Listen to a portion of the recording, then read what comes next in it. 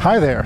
When you think of American wine regions, California immediately comes to mind, but we tend to forget about its two northern neighbors, Washington and Oregon.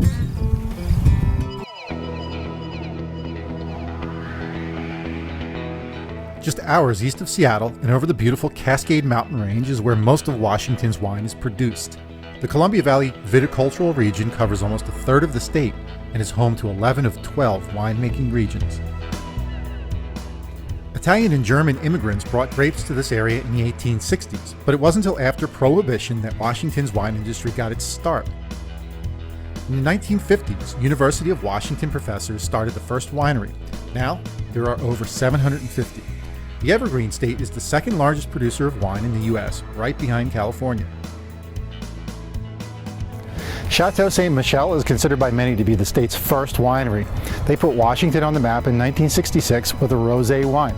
Today, they're Washington's largest producer along with Columbia Crest.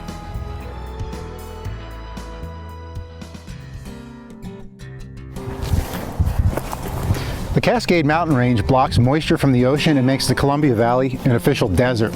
The area is hot and dry in the summertime, and it requires irrigation from rivers in order for anything to grow. Conversely, in winter, temperatures drop so low that the vineyards need huge fans to distribute warm air around the grapes. It's a land of extremes that, when harnessed properly, makes for great wine. Washington winemaking seems pretty laid back. These are everyday people who try not to take themselves too seriously.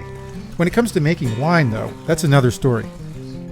Speaking of the wines, Washington is best known for its Merlot, which is usually a bit more vibrant and edgy than California Merlot. It's also known for white wines like Riesling and Chardonnay. In recent years, Cabernet Sauvignon and Syrah have become more popular, as well as Gewürztraminer from Germany. People say that Washington wine is best known for its racy acidity. There you go, beautiful. South of Washington, on the other side of the Columbia River, is Oregon. They've been making wine here since the 1800s as well. And after Prohibition, things took off when California winemakers planted grapes in the cool Willamette Valley on the western seaboard. We're less than 50 miles west of where we were before, and it's distinctly colder here. Cooler weather usually means lighter grapes, and it's right here where Pinot Noir thrives. It's the state's flagship wine, and that's for a good reason. Chardonnay, Riesling, and Pinot Gris are also mainstays here. Zinfandel is slowly edging its way onto the scene as well. And before you make the mistake of thinking Oregon is just the Wild West, think again. They're making world-class wines in this state. Producers like the Ponzi family and the Adelsheim family represent the pioneering spirit that brought the wine industry to Oregon in the 1970s. Oregon boasts about 300 wineries, and its industry is more focused on tasting rooms and wine events.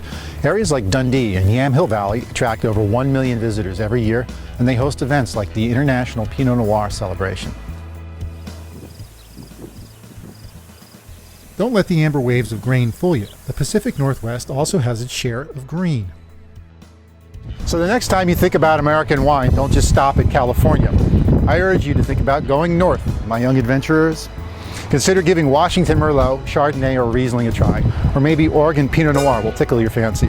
As they say, it's a free country, so be sure to enjoy all of it, one sip at a time.